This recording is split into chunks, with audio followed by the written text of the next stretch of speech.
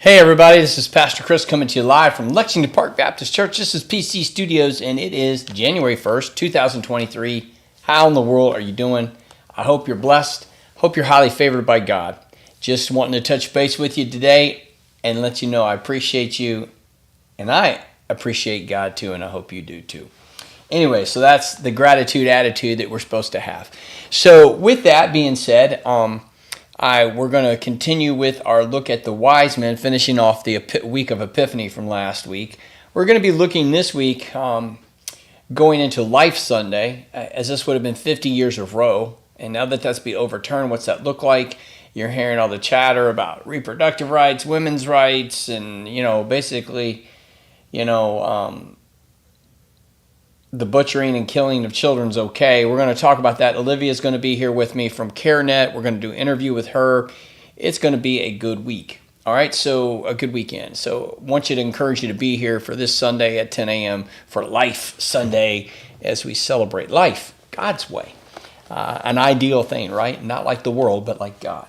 So here with you today, we're going to look at worship. And it's time to get your worship on. So make sure you sign in. Make sure you're with us. We're out on Caster on multiple channels on YouTube and Facebook and Twitch.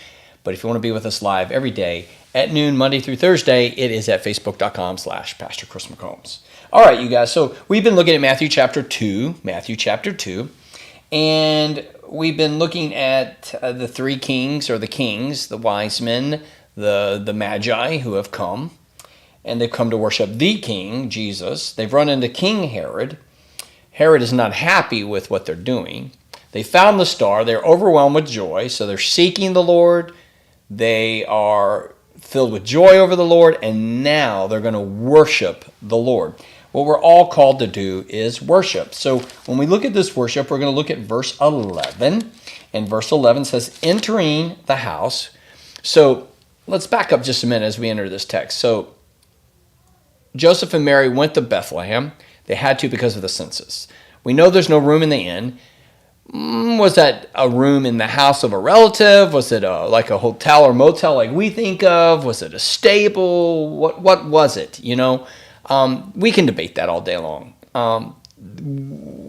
There might not have, wherever they were staying, there wasn't room for them to have their own individual room. You would think someone would have given it up for the pregnancy, right? I mean, come on, But no, they end up with the animals. And they end up, maybe that was, I don't know. Who knows why, but that's how our Lord was born, in this lowly place, in this lowly stable, and laid in a manger, wrapped in swaddling clothes.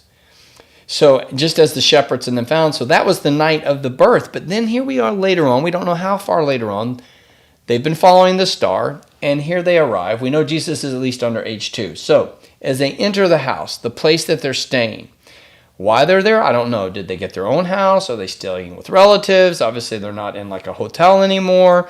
What's going on here? They're not out of the stable now, right? So they enter into this dwelling, and they see a child with Mary. So she's holding him, most likely, right? So this is a baby. This is an infant still. So she's holding the child, his mother. They fall to their knees, and they worship him. And then they opened their treasures and presented him with gifts of gold, frankincense, and myrrh. So they see the child with his mother. They fall to their knees and they worship him. They don't worship Mary. They worship him, the child, Jesus, the one that they named Jesus. These magi knew what they were looking for. So they followed this star. They were seeking. They were filled with joy in this adventure that they were on, of faith. And then when they find what they're looking for, what do? They worship. Now, who is worthy of worship? Only God. Now, they're from the east, from the far east. We don't know what they're, they could have come from an Arab nation, right? Maybe even of Islamic faith or some other faith. We don't know. But they're Christian. We're not called Christians yet, right? And they're not Jewish because, they're not from Judea. So we don't know who they are, right? But they're coming from a nation away that's not Probably he's not practiced Judeo, Jewish practice of faith. Probably other religions. And they've studied the stars, and here they are, that they're seeking this Messiah, this King of Kings. So their allegiance is not to some false god or some false idol. Their allegiance is to this king. And King Herod didn't like that. The world doesn't like that still to this day. The spirit of Herod, we'll talk about this weekend, is still lingers to this very day. There is an opposition to this child for those that will not worship him. We see in Revelation that will happen too, right? There will be opposition to all who worship, and they will have to worship the beast. They'll have to worship the Antichrist. There'll be a false prophet. There'll be a false religion. All these things will come to place, and they're already in existence. The prince of air is at work. That is Satan, is at work in the atmospheric pressures of our atmosphere of earthly existence. He is at work to deceive us now. So this is nothing new. It was back then, but these at least three, if not more, people who have come, and the whole entourage with them, maybe it's just three that entered, right? And there's others outside. They have come to worship this king. Now, we don't know exactly how they worship, but it says right here that they fell to their knees and they worship. So they at least bow. So they bow to this Messiah. They bow to this child.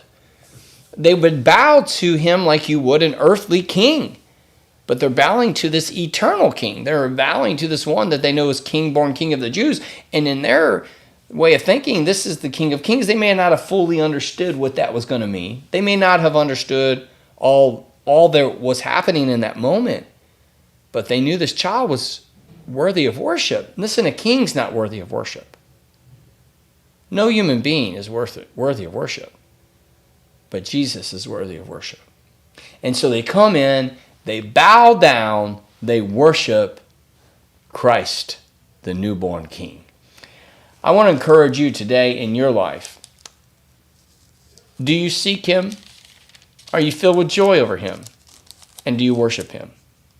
I want to encourage you to fall to your knees. I want to encourage you to find a time where you can worship this King. I want to encourage you that this would never grow old. I would imagine to these magi, what a great privilege for these wise men. And we'll see them in heaven someday, I do believe. And when we do, these people that worship. Now listen, they could have been, this is pretty cool. What you think about this? The shepherds came and proclaimed the good news, and the angels told the good news.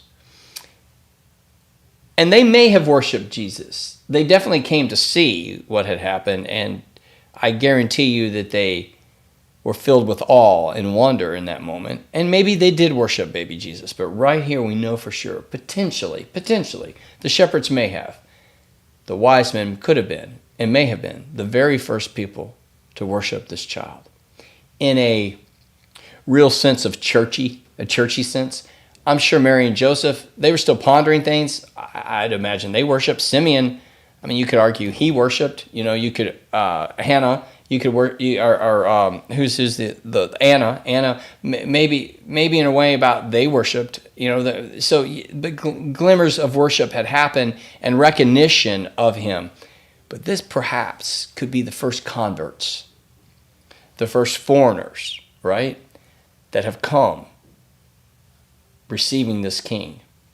This could be the first Gentiles, right, that receive Jesus as king and worship him. I just think that's kind of cool. And because we're not Jewish, I'm not Jewish. Most likely my eyes is not Jewish. You're Gentile.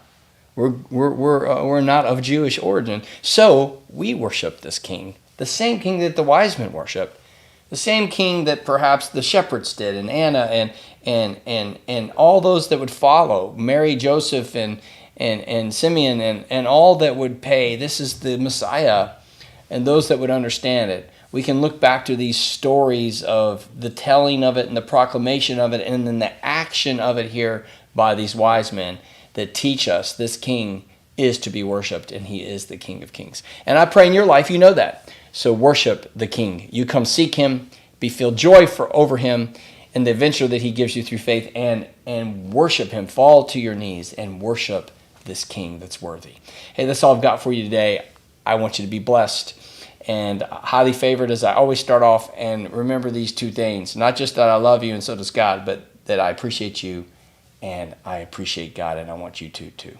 Hey, God bless you. Take care. We'll see you here tomorrow for the final teaching of the week. God bless.